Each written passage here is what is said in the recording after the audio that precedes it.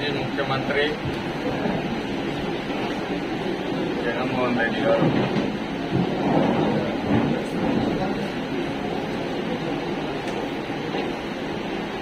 తన సహచరుడిగా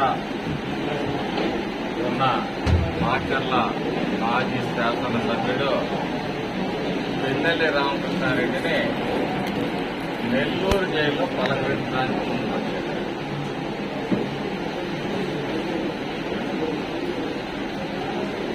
ఈ రాష్ట్రంలో ఆయన ముఖ్యమంత్రిగా ఉన్నప్పుడు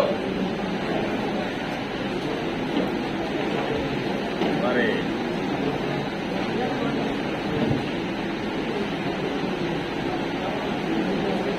ఆడబిడ్డల మాన ప్రాణాలకి బలహీన వర్గాల మీద దాడులు జరిగినప్పుడు కానీ ఒక డాక్టర్ సుధాకర్ని దళిత డాక్టర్ సుధాకర్ని వేధించి చంపినప్పుడు కానీ వాళ్ళ ఎమ్మెల్సీ మరి డోర్ డెలివరీ చేసినప్పుడు కానీ తన అక్కని అవమానించారు, అసభ్యంగా ప్రవర్తిస్తున్నారు అని చెప్పేసి ఒక పసిబిడ్డ భావోద్వేగంతో తన అక్కని కాపాడే ప్రయత్నం చేసినప్పుడు ఆ కుర్రాడు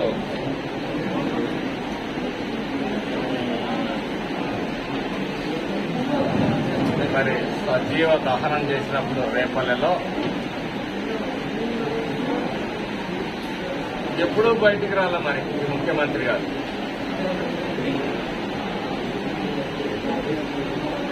ఈ రాష్ట్రంలో తప్పుడు కేసులు పెడుతున్నారన్నారు.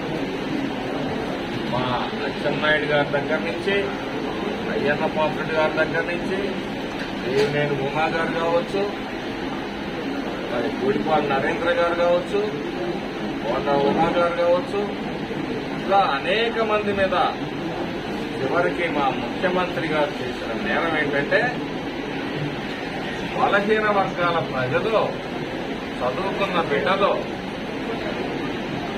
వాళ్ళు స్పెషల్గా కోచింగ్ తీసుకోలేరు, వాళ్ళ ఆర్థిక పరిస్థితులు సహకరించవు కాబట్టి వారికి స్కిల్ డెవలప్మెంట్ లో ట్రైనింగ్ ఇస్తే దానిలో వారిని అరెస్ట్ చేసి వారి అధికార మదాన్ని చాటుకున్నారు. అప్పుడెప్పుడు ఈయన బయటికి రాలా.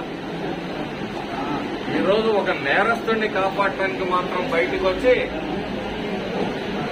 శుద్ధులు సూక్తులు చెప్తా ఉన్నాడు. అభివృద్ధి పైన దృష్టి పెట్టమని చెప్తా ఉన్నాడు. హామీల గురించి మాట్లాడుతా ఉన్నాడు. నెల రోజులైంది ఈ రాష్ట్రాన్ని విధ్వంసం చేసి ఈ రాష్ట్ర ఆర్థిక పరిస్థితిని చిన్నాభిన్నం చేసి రాబోయే 20 సంవత్సరాలు 2 దశాబ్దాల్లో కూడా కూర్చుకోలేనంత అగాధాలను ఏర్పాటు చేసి ఈరోజు అది చేశారా, ఇది చేశారా, ఆ పథకం ఇచ్చారా, ఈ పథకం ఇచ్చారా అని మాట్లాడుతున్నా. ఈ 5 సంవత్సరాల పరిపాలనలో నువ్వు ఎన్ని హామీలు అమలు చేశావు జగన్మోహన్ రెడ్డి? 99% హామీలు అమలు చేశానంటాడు. ఈ సిగ్గుగా మరి అబద్దాలు మాట్లాడటం, దానికి అబద్దపు సాక్షి ఒకటి ఉంది.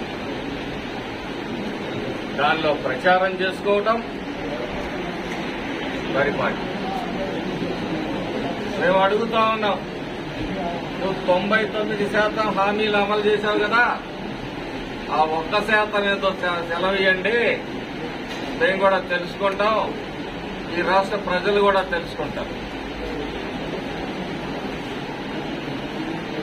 నీతో శుద్ధులు చెప్పించుకునే స్థితిలో తెలుగుదేశం పార్టీ లేదు.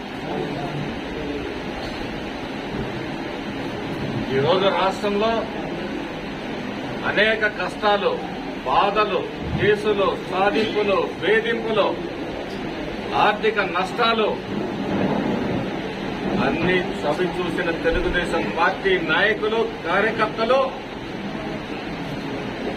మౌనంగా మా నాయకుడి ఆదేశం మేర మేము ఎక్కడా కూడా హింసను ప్రేరేపించకుండా ఉండబట్టే ఈరోజు ఈ రాష్ట్రం ఈ విధంగా ఉంది. లేకపోతే మీ వైసీపీ నాయకులందరూ ఈ రాష్ట్రం వదిలిపెట్టి పారిపోయే పరిస్థితి వచ్చిండేది. నువ్వు చేసిన విధానాలు మా పార్టీ నాయకుడు ఆదేశించుండేది. మీ వాళ్ళు ఈరోజు స్వేచ్ఛగా తిరుగుతున్నారంటే మా చంద్రబాబు నాయుడు గారి దయా భిక్షను గుర్తుపెట్టుకోండి. నోరు కొవ్వెక్కి మదమెక్కి నెల రోజులు కూడా పూర్తిగాని ప్రభుత్వం మీద అభాండాలు వేస్తారా? అంటే పరామర్శకి వెళ్ళేవరా? మీ శాసనసభ్యుడు పరామర్శకి వెళ్ళాడా? సిగ్గుందా ఈ మాటలు మాట్లాడటానికి? పరామర్శకి వెళ్లేవాడు కత్తులు, గొడ్డళ్లు, రాడ్లు, సోడా బాటిళ్లు, బీరు బాటిళ్లు ఇవన్నీ వేసుకొని వెళ్తాడా పరామర్శకి? రా, ఎంత మంచివాడో ఈ శాసనసభ్యుడు. మాచర్లలో సభ పెడదాం, చర్చిద్దాం. గనుల దోపిడీ, గ్రానైట్ దోపిడీ, గ్రావెల్ దోపిడీ, లిక్కర్ దోపిడీ, ఏ దోపిడీని ప్రజల ఆస్తులు, ప్రభుత్వ ఆస్తులు, ప్రైవేట్ ఆస్తులను కూడా దోపిడీ చేసిన వాడు మంచివాడు అంటే ఓహో, నీ క్యారెక్టర్ ఇదన్నమాట. దోపిడీ చేయడమే మంచితనం అన్నమాట. దౌర్జన్యం చేయడమే మంచితనం అన్నమాట. దుర్మార్గం చేయడమే మంచితనం అన్నమాట. తప్పుడు కేసులు, సాధింపులు, వేధింపులు చేయటం మంచితనం అన్నమాట. అంటే మంచితనానికి ఒక కొత్త భాష్యం చెప్పాడు జగన్మోహన్ రెడ్డి. ఇక్కడే కోట చంద్రయ్య గాని, జల్లయ్య గాని